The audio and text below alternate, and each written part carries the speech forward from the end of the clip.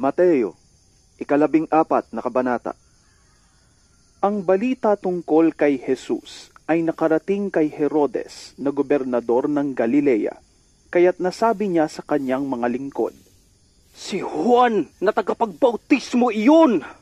Siya'y muling nabuhay kaya't nakakagawa ng mga himala! Itong si Herodes ang nagpahuli kay Juan.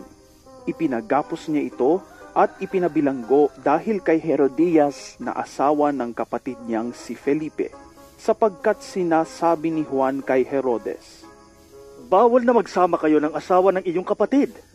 Ibig ni Herodes na ipapatay si Juan, ngunit natatakot siya sa mga Hudyo, sapagkat kinikilala nilang propeta si Juan na tagapagbautismo. Nang sumapit ang kaarawan ni Herodes, sumayaw ang anak na babae ni Herodias sa harap ng mga panauhin. Labis na nasiyahan si Herodes, kaya't sumumpa siyang ibibigay sa dalaga ang anumang hingin nito.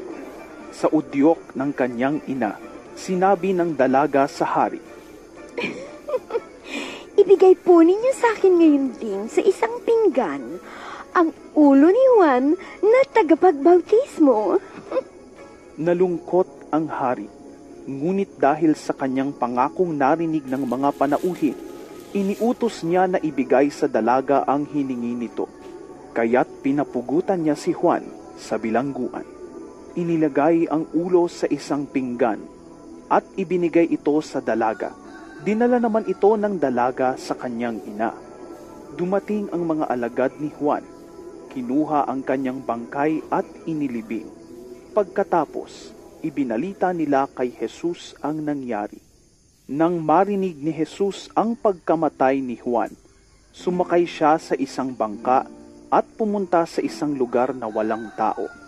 Ngunit nang mabalitaan naman iyon ng mga tao, sila'y naglakad papalabas sa kani-kanilang bayan at sinundan si Jesus. Pagdating ni Jesus sa dalampasigan, nakita niya ang napakaraming taong iyon.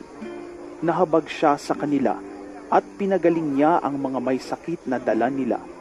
Nang dapit hapon na'y lumapit sa kanya ang mga alagad. Sinabi nila, Malapit na pong lumubog ang araw at liblib ang lugar na ito.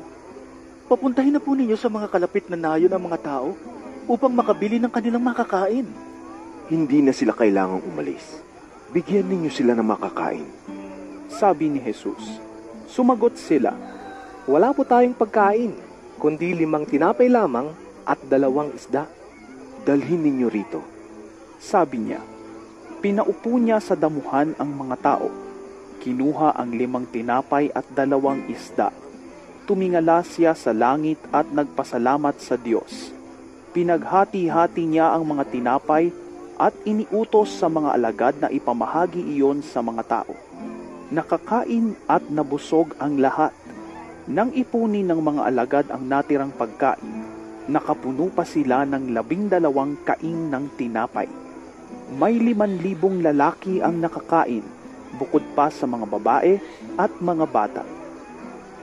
Agad pinasakay ni Jesus sa bangka ang mga alagad at pinauna sa kabilang ibayo. Samantala, pinauwi naman niya ang mga tao. Matapos niyang paalisin ang mga ito, mag-isa siyang umakyat sa bundok upang manalangin. Nag-iisa siyang inabutan doon ng gabi.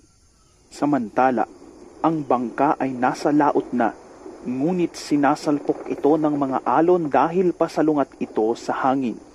Nang madaling araw na'y sumunod sa kanila si Jesus na naglalakad sa ibabaw ng tubig. Kinilabutan sa takot ang mga alagad nang makita nilang may dumalakad sa ibabaw ng tubig. Multo!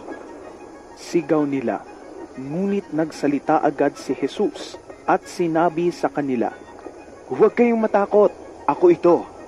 Sinabi ni Pedro, Panginoon, kung talagang ikaw nga iyan, papuntahin mo ako diyan sa kinaroroonan mo sa ibabaw ng tubig.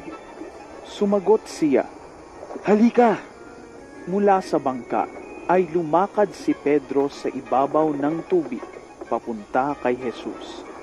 Ngunit nang mapansin niya na malakas ang hangin, siya'y natakot at nagsimulang lumubog. Panginoon, sagipin ninyo ako! Sigaw niya. Agad siyang hinawakan ni Jesus. Bakit ka nag-alinlangan? Napakaliit ng iyong pananampalataya. Sabi niya kay Pedro.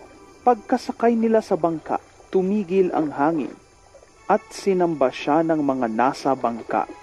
Tunay nga pong kayo ang anak ng Diyos. Sabi nila, tumawid sila ng lawa at dumating sila sa baybayin ng Genesaret. Si Jesus ay nakilala ng mga taga roon at agad nilang ipinamalita ang kanyang pagdating. Kaya't dinala ng mga tao ang lahat ng may sakit sa buong lupaing iyon. Hiniling nila kay Jesus na mahawakan man lamang ng mga may sakit ang laylayan ng kanyang damit, at ang lahat ng gumawa nito ay nagsigaling.